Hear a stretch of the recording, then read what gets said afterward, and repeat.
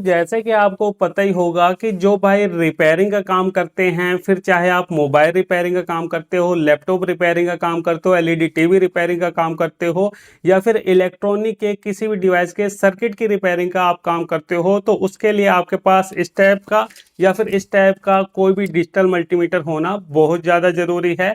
लेकिन जो भाई इलेक्ट्रिक रिपेयरिंग का काम करते हैं, देखिए इलेक्ट्रॉनिक और इलेक्ट्रिक में फ़र्क होता है।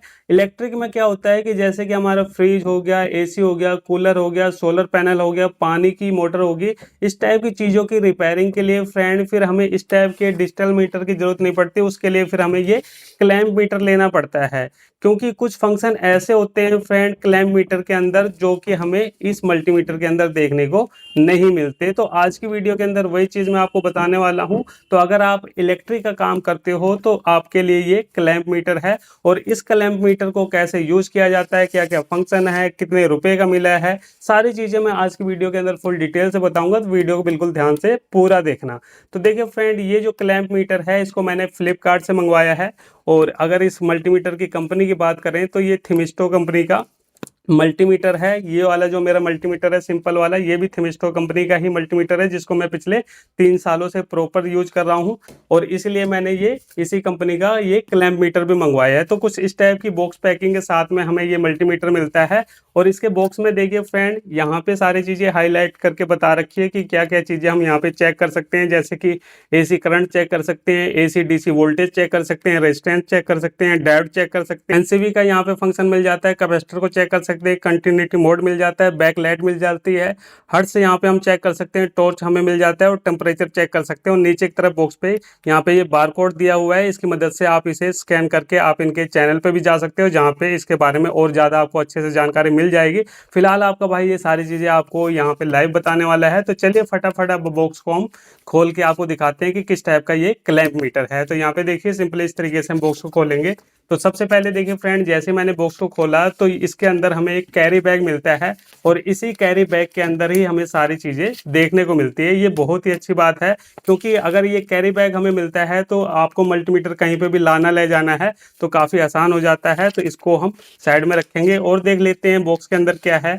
तो यहाँ पे देखिए फ्रेंड, इसके अंदर ये इसका मेन्यू कार्ड हो गया, जिसके अंदर बताया है कि कैसे इसे यूज करना है, क्या क्या फंक्शन है। तो वो आपका भाई आपको बताने वाला है। और इसके साथ में ये कुछ चीज़ें और हैं, इसके वारंटी कार्ड वगैरह। फिलहाल इन सब चीज़ों को हम साइड में रखते हैं, इसकी हमें फिलहाल ज़रूरत नहीं है। अब यहाँ पे देखिए फ्रेंड, ये है हमारा मल्टीमीटर, और मल्टीमीटर बोल रहा हूँ, वैसे ये क्लैंप मल्टीमीटर है फ्रेंड। तो यहाँ पे चलिए इस कैरी बैग को हम फटाफट खोलते हैं और देखते हैं इसके अंदर किस टाइप का ये हमारा क्लैंप मल्टीमीटर निकलता है। तो इसको हम इस तरीके से खोलेंगे।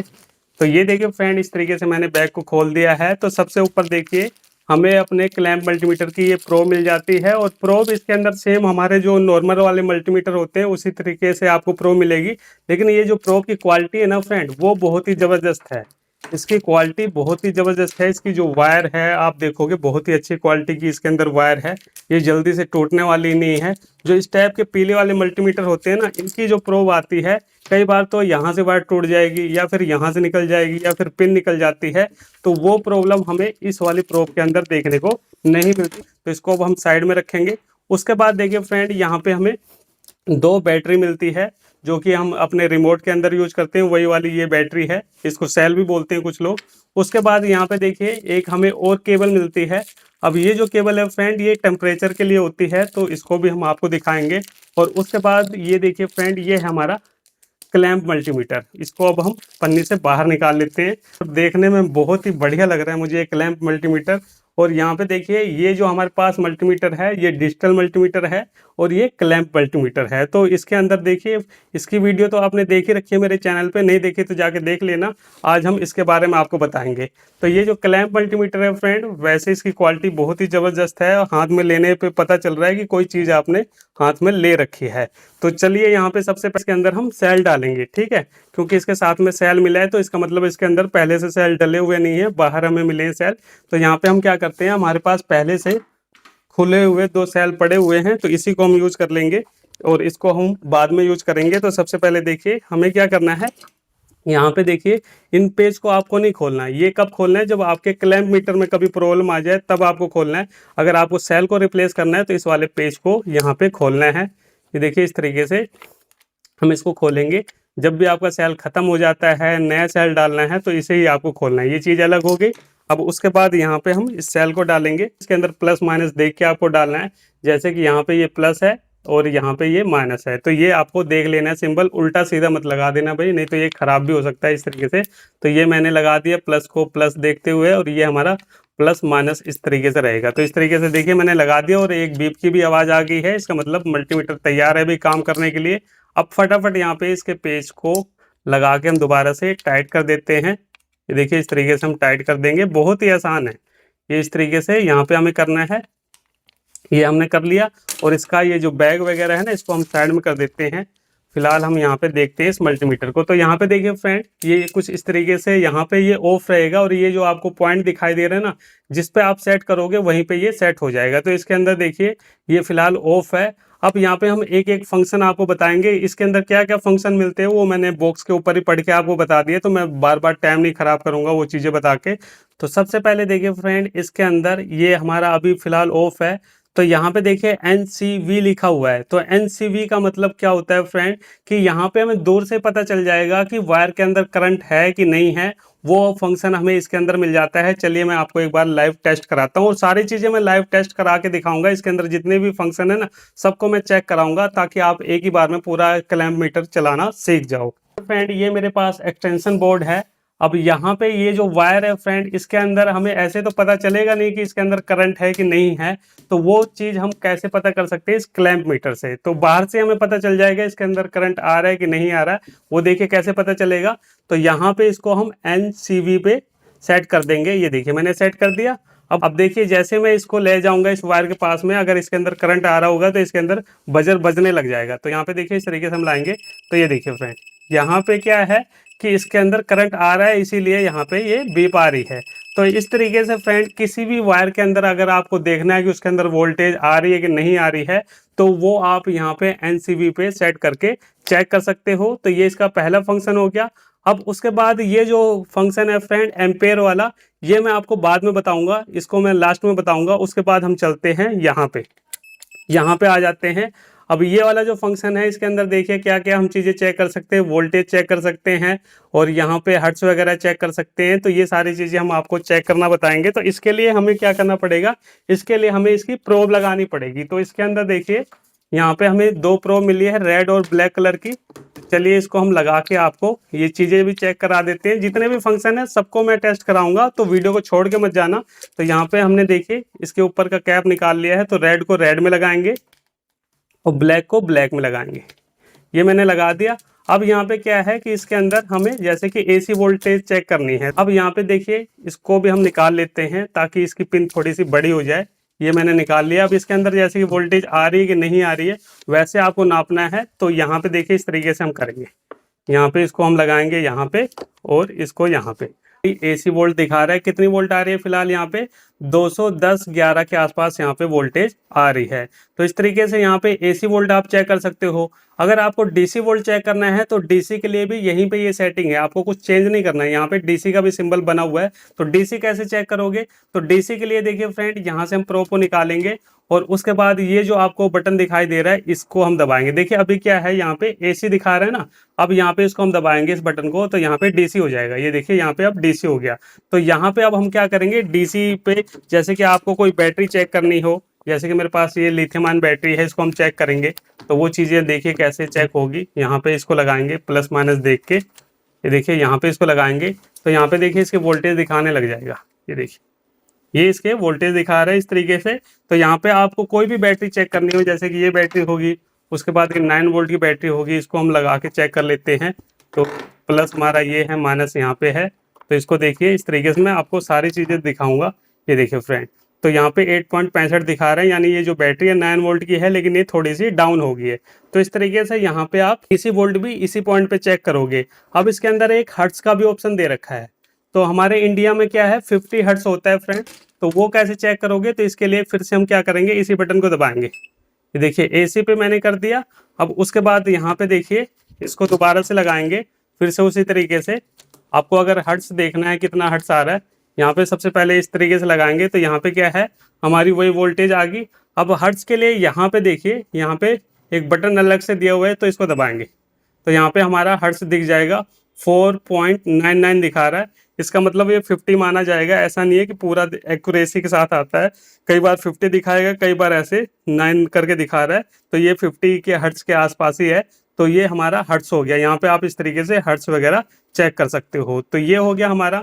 अब उसके बाद देखिए फ्रेंड, यहाँ पे ये सारी चीज़ें हमने चेक कर ली। अब उसके बाद यहाँ पे बढ़ते हैं इस वाले पॉइंट पे। तो इसको हम यहाँ पे लाएंगे। अब यहाँ पे हम क्या क्या चेक कर सकते हैं, जैसे कि कंटिन्यूटी, जैसे कोई वायर चेक करनी है वो चेक हो जाएगा, रेजिस्टेंस चेक हो जाएगा, डायोड चेक हो जाएगा। तो चलिए इसको भी हम चेक करना आपको बता देते हैं। तो इसके लिए देखिए फ्रेंड, सबसे पहले हम क्या करते हैं, यहाँ पे जैसे कि मेरे पास ये वायर है, ठीक है, ये किसी चार्जर की वायर है। अब हमें ये पता लगाना है कि इसके अंदर जो दो वायर होती है वो दोनों वायर सही है या खराब है, वो हम कैसे चेक करेंगे। तो यहाँ पे पहले तो इसको हम इस तरीके से टच करके देखते हैं, बीप आ रही है। अब यहाँ पे जैसे कि हमें इसे चेक करना है, तो इसको हम क्या करेंगे, एक प्रोब को तो यहाँ पे लगा देंगे, कोई सी भी एक प्रोब को यहाँ पे लगा देना है, और दूसरे को हम क्या करेंगे, इन दोनों में से किसी पे भी लगा के देख लेंगे। तो यहाँ पे देखिए फ्रेंड, इस तरीके से कोई भी बीप नहीं आ रही है। अब हम क्या करेंगे, यहाँ से निकाल के इसको इसके अंदर लगाएंगे और इसमें देखेंगे, तो यहाँ पे बीप आ रही है। इसका मतलब क्या है कि ये जो लीड है, इसके अंदर की एक वायर तो सही है और दूसरी वायर खराब है, यानी ये पूरी वायर ही खराब मानी जाएगी। भाई एक वायर सही है, एक खराब है, तो ये पूरी खराब मानी जाएगी। लेकिन इस तरीके से आप चेक कर सकते हो, किसी वायर के अंदर प्रॉब्लम तो नहीं है, कोई वायर अंदर अंदर खराब तो नहीं है, वो आपको इस तरीके से बजर मोड पे पता चल जाता है। अब उसके बाद देखिए, यहाँ पे मैं आपको डायोड को चेक करा देता हूँ कि डायोड कैसे हम चेक करेंगे। यहाँ पे तो मेरे पास एक डायोड है। अब इस डायोड की चेकिंग देख लो किस तरीके से होती है। इसको मैं थोड़ा सा ऐसे कर लूँ खड़ा, ताकि आप इसके स्क्रीन में भी देख पाओ। थोड़ा सा इसको इस तरीके से कर लेते हैं। ये देखिए मैंने कर लिया। अब यहाँ पे हमें डायोड चेक करना है। तो डायोड के अंदर क्या है, डायोड कब सही माना जाता है, जब उसके अंदर एक ही तरफ हमें यहाँ पे रीडिंग देखने को मिलती है। अगर दोनों तरफ रीडिंग मिलेगी तो समझो वो खराब है। तो यहाँ पे एक प्रोब को तो यहाँ पे लगाएंगे, दूसरे को आपको ऐसे नहीं लगाना, ऐसे पकड़ के नहीं लगाना, आपको ऐसे लगाना है। तो यहाँ पे क्या है फ्रेंड कि अभी कोई भी रीडिंग नहीं आ रही। अब यहाँ पे हम इसकी पोजीशन को बदल लेंगे। तो यहाँ पे देखिए अभी भी कोई रीडिंग नहीं आ रही। तो इसका मतलब ये नहीं है कि ये डायोड खराब है। यहाँ पे क्या है कि हमने यहाँ पे इसे सही तरीके से सेट नहीं किया हुआ। यहाँ पे क्या है कि ये जो बटन है फ्रेंड, जैसे कि यहाँ पे इस पॉइंट पे हम लेके आए, तो इसके अंदर हम तीन चीजें चेक करने को हमें मिलती है। तो यहाँ पे आपको यहाँ से सेट करना पड़ेगा। अभी क्या है कि ये बजर मोड पे है। यहाँ पे देखिए आपको ये बजर का सिंबल से दिखाई दे रहा होगा ना। तो यहाँ पे अभी इसे हमें डायोड मोड पे इसे सेट करना पड़ेगा। तो डायोड मोड पे सेट करने के लिए ये यहीं पे रहेगा, यहाँ पे हम इसको दबाएंगे।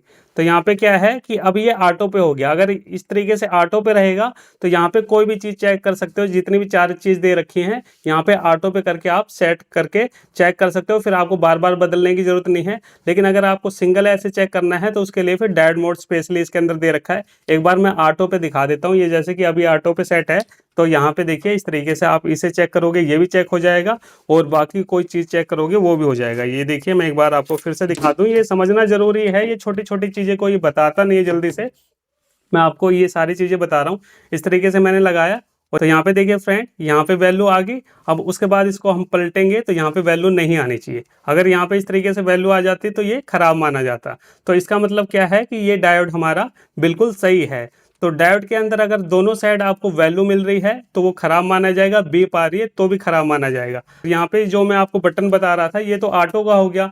उसके बाद यहाँ पे देखिए अगर स्पेशली आपको डायोड चेक करना है तो इसको हम दबाएंगे, तो यहाँ पे देखिए ये डायोड का सिंबल आ गया। तो ये स्पेशली डायोड को चेक करने के लिए है। ऑटो भी कर सकते हो और मैनुअली भी डायोड को सेलेक्ट कर सकते हो। जैसे ये डायोड हो गया। अब यहाँ पे दोबारा से हम चेक करेंगे तो भी ये चेक हो जाएगा। ये देखिए, ये छोटी छोटी चीजें कोई बताता नहीं है आपको, लेकिन मेरा काम है आपको पूरी जानकारी देना। अब देखिए हम यहाँ पे दोबारा से लगाएंगे, ये देखिए तुरंत आ गया यहाँ पे, ठीक है। अब इसको हम दोबारा से करेंगे तो यहाँ पे कुछ नहीं आएगा। तो यहाँ पे ये डायोड हमारा सही है। अब इसी डायोड मोड पे अगर हम रेजिस्टेंस को चेक करेंगे तो रेजिस्टेंस हमारा चेक नहीं होगा। यहाँ पे देखिए ये 1K का रेजिस्टेंस है। तो इसको भी देखिए इसके अंदर हम लगाएंगे ऐसे और यहाँ पे टच करेंगे तो कोई भी यहाँ पे रीडिंग नहीं आई। अब इसको हम पलट लेते हैं, यहाँ पे भी कोई रीडिंग नहीं आई, क्योंकि भाई यहाँ पे हमने डायोड मोड पे सिलेक्ट कर रखा है। अब इसको देखिए हम यहाँ पे सेट करेंगे। ये मैंने सेलेक्ट कर दिया है। यहाँ पे देखिए ओम्स का निशान आ रहा है ना, तो इसका मतलब यहाँ पे हमारा रेजिस्टेंस अब चेक हो जाएगा। तो चलिए यहाँ पे अब हम चेक करते हैं। ये देखिए इसको हम इस तरीके से रखेंगे और इसको हम यहाँ पे रखते हैं। देखिए तो यहाँ पे आप देख सकते हो फ्रेंड कि ये जो रेजिस्टेंस है 980-81 ओम्स यहाँ पे दिखा रहा है। तो इसका मतलब क्या है कि ये रेजिस्टेंस बिल्कुल सही है। यहाँ पे क्या है कि जब आप रेजिस्टेंस चेक करोगे इससे, तो यहाँ पे एकदम करेक्ट वैल्यू नहीं दिखाएगा आपको, 5-10 वैल्यू कम ज़्यादा ही शो करेगा। तो उस हिसाब से आपको समझ जाना है कि ये कितने का रेजिस्टेंस है। तो इस तरीके से आपको रेजिस्टेंस चेक कर लेना है। यहाँ पे सारी चीज़ें मैंने चेक करा दी, जितनी भी चीज़ें हैं इसके अंदर। अब उसके बाद देखिए फ्रेंड, ये वाला जो मोड है ये किस लिए है, ये है हमारे कैपेसिटर के लिए। ठीक है, अब कैपेसिटर कौन सा हम चेक करेंगे, कैपेसिटर ये जो हमारा फैन में मोटर में लगता है ना, वो वाला कैपेसिटर हम यहाँ पे चेक करेंगे। यहाँ पे इस तरीके से आपको थोड़ा सा पकड़ना है, 1-2 सेकंड का समय लगता है। और यहाँ पे देखिए अब यहाँ पे इसकी वैल्यू आ गई है, कितना दिखा रहा है 3.247-48 के आसपास दिखा रहा है, एकदम सही बता रहा है ये। तो इस तरीके से फ्रेंड ये जो कैपेसिटर है इसे भी आप चेक कर सकते हो इस क्लैंप मीटर से। तो ये हो गया हमारा। अब उसके बाद ये हमारा एक फंक्शन और बचता है यहाँ पे। यहाँ पे क्या होगा, यहाँ पे हम टेम्परेचर वगैरह चेक कर सकते हैं। तो उसके लिए यहाँ पे हमें क्या करना पड़ेगा, इस वाली प्रोब को निकाल देना है। ठीक है, इसको हमने निकाल दिया है। अब उसके बाद ये जो टेम्परेचर वाली प्रोब आती है इसको हमें यूज करना है। ये देखिए यहाँ पे हमने इसकी प्रोब को निकाल लिया है। अब यहाँ पे क्या है कि जैसे मैंने इसे टेम्परेचर पे सेलेक्ट किया तो यहाँ पे पहले से तेज दिखा रहा है। तो आप ये मत समझना कि ये गलत बता रहा है। एक्चुअल में है क्या कि अभी जो मेरे स्टूडियो का तापमान है ना, वो 23 सेल्सियस डिग्री के आसपास है, इसलिए यहाँ पे इतना तेज दिखा रहा है।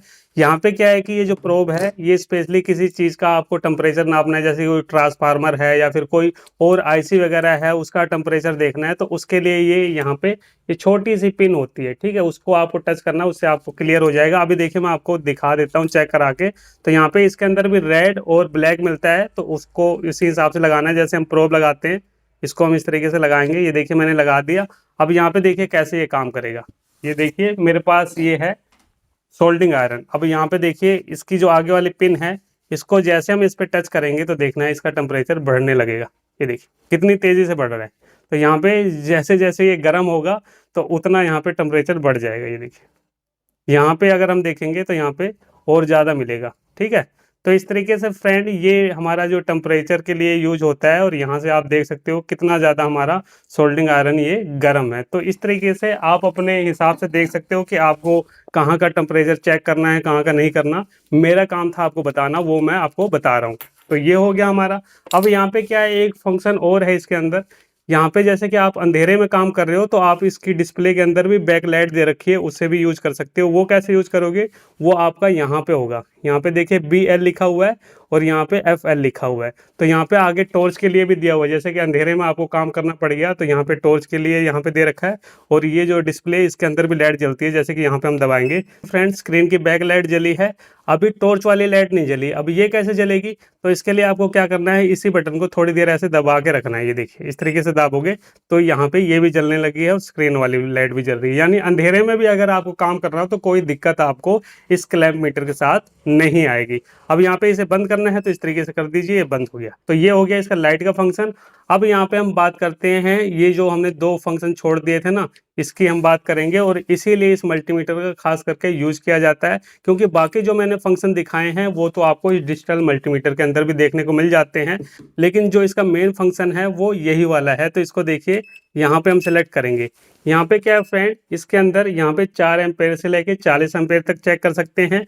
और ये जो ऊपर की साइड में है यहाँ पे क्या है कि 400 से लेके 600 एम्पेयर तक हम यहाँ पे चेक कर सकते हैं। अब आप कहोगे कि सर एम्पेयर तो हम इस मल्टीमीटर से भी चेक कर सकते हैं। बिल्कुल कर सकते हैं, लेकिन यहाँ पे हम DC एम्पेयर को चेक कर सकते हैं, AC एम्पेयर को चेक नहीं कर सकते। जबकि इस मल्टीमीटर से हम AC एम्पेयर को चेक कर सकते हैं।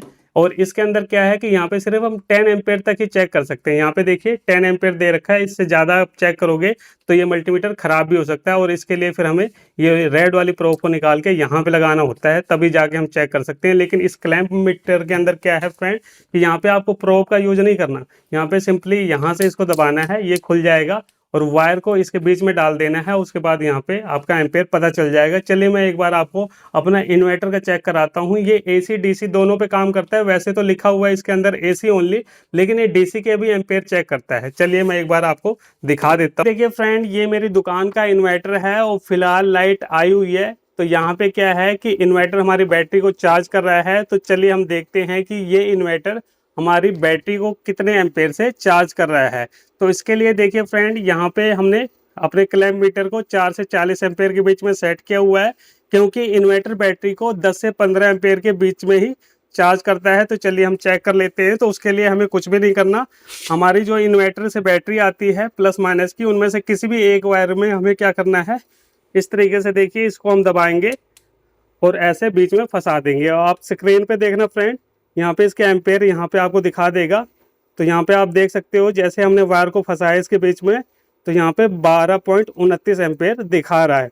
तो इस तरीके से फ्रेंड यहाँ पे आप एम्पेयर चेक कर सकते हो इस क्लैम्प मीटर से। तो फ्रेंड इस क्लैम्प मीटर से एम्पेयर को कैसे चेक किया जाता है वो भी मैंने आपको बता दिया। तो मैंने अभी आपको डीसी का एग्जांपल दिया था, इसी तरीके से अगर आपको एसी का एम्पेयर चेक करना है तो एसी के अंदर भी 2 वायर होती है, सभी को पता है। तो आपको दोनों में से किसी एक वायर को लेना है, उसके अंदर वायर को फंसा देना है इसके बीच में, और आपको उसका एसी का भी एम्पेयर पता चल जाएगा। तरीका सेम है एसी का भी और डीसी का भी। तो इस तरीके से फ्रेंड इस मल्टीमीटर के अंदर जितने भी फंक्शन थे सब कुछ मैंने आपको डिटेल से अच्छे से समझाने की कोशिश की है। फिर भी अगर आपको लग रहा हो कि कुछ चीज मैंने गलती कर दी आपको बताने में, तो आप कमेंट करके जरूर बताएं। चलिए फ्रेंड, फिर मिलते हैं नेक्स्ट वीडियो में कुछ नए टॉपिक साथ। तब तक के लिए जय हिंद, वंदे मातरम।